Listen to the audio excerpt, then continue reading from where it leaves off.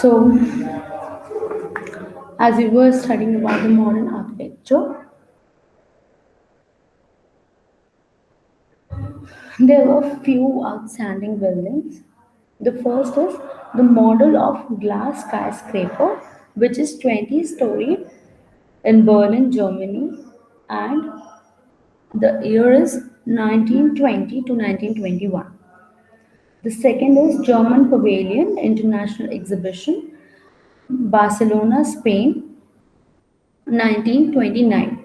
And now this doesn't exist. Then there is Tegenthal House in Brno, Czechoslovakia, 1930. Illinois Institute of Technology, which is in Illinois, 1940. Fransworth House, Plano, it is also in Illinois, and the time period is 1945 to 1950. The next is National Theatre of Mannheim, Germany, and the time period is 1953. Then Cullinan Wing Museum of Fine Art, which is in Houston, Texas, and the time period is 1958 to 1959. And there were other contemporary giants in the field of architecture, like Charles Edward Jenrette, which was better known as Le Corbusier. You must have heard about him a lot. Um, he was the native of Switzerland who later became a native of France. He was a man of many virtues, the master artist, painter, sculptural architects, as well as known as town planner. His buildings were more totally active, unifying, and this action through monumental forms, structurally massive and solids. Okay, so his principle can be exemplified in the three buildings. One is Villa Savoie in Poissy, France. The second is Kithoven House.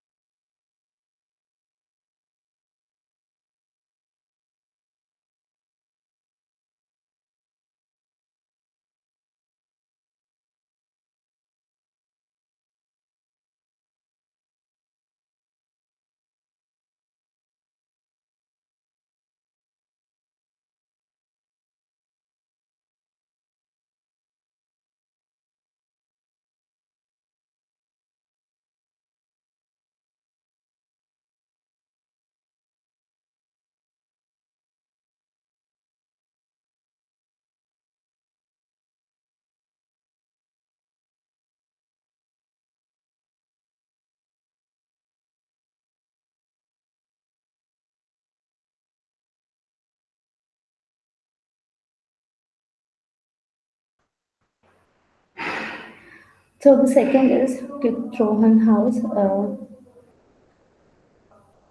which is placed on Plautus pillars to make it stand up.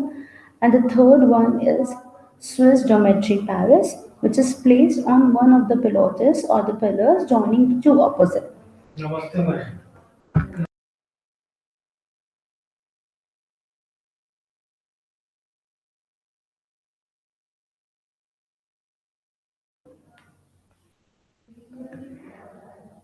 His skyscraper, the Unite Habitation at Marseilles, emphasizes the importance of community living.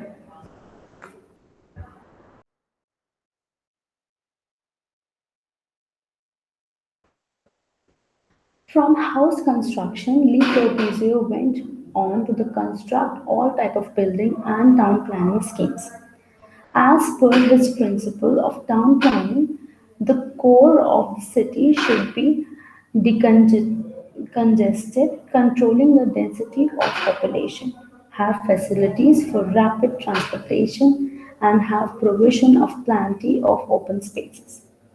He is the brain behind the planning of Chandigarh, once the capital of Punjab. It is known as a union territory under the administration of union government.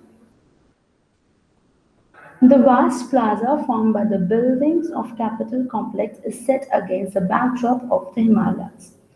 With its sector planning scientifically designed seven type of roads, which is called the seven V's,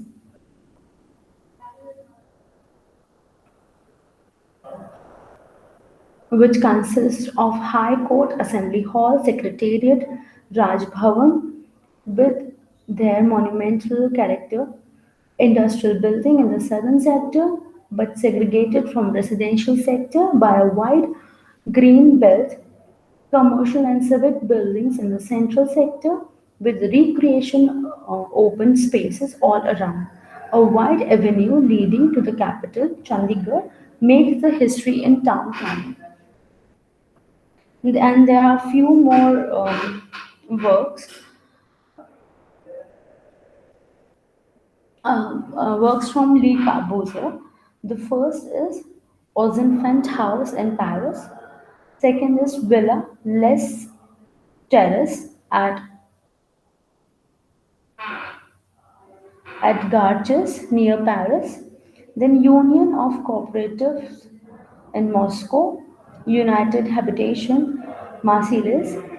United Nations headquarters in USA. Then Notre Dame in France, Monastery of La Tourte and Évêques, the Carpenter Center and Harvard University.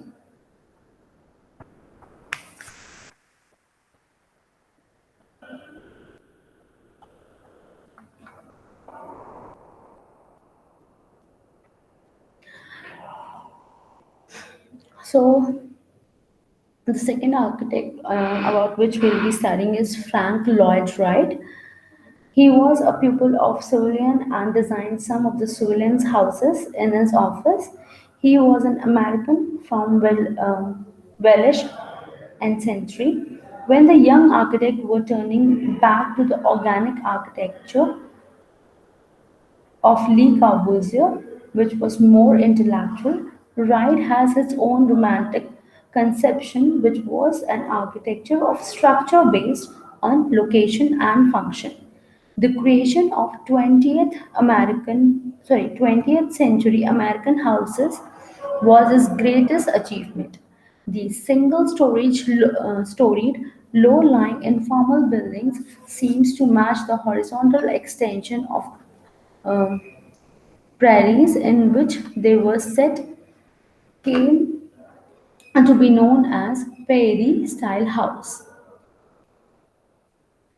They have high strip of horizontal glass windows, wide porches and balconies.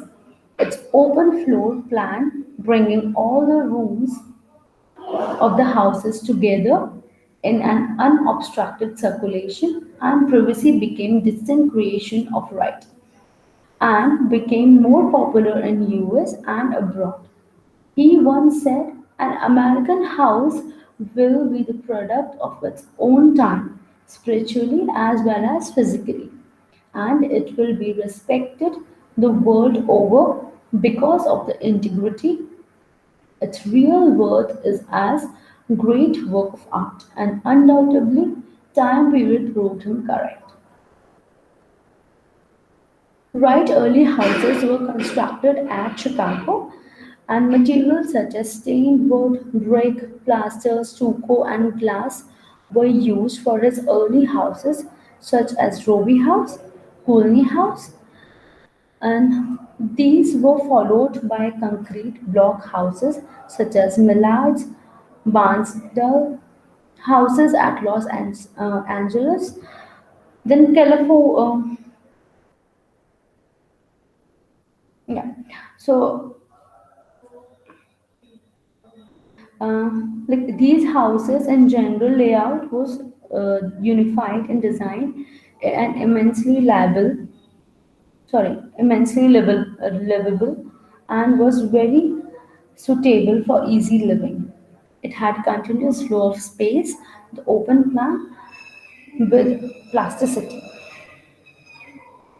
Then his Imperial Hotel in Tokyo and Midway Gardens are open-air restaurant built in Chicago in 1940, which are eye-catching in decoration work and spatial magnificence that talent architect could design.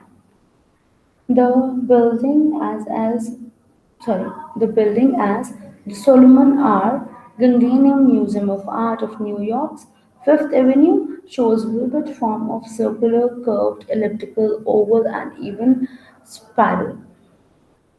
His falling water built in the Petersburg millionaire Edgar J. Kaufman in Buren near Pennsylvania is the famous building which is dramatically cantilevered on natural waterfall and superbly integrated with the artfully manipulated natural setting.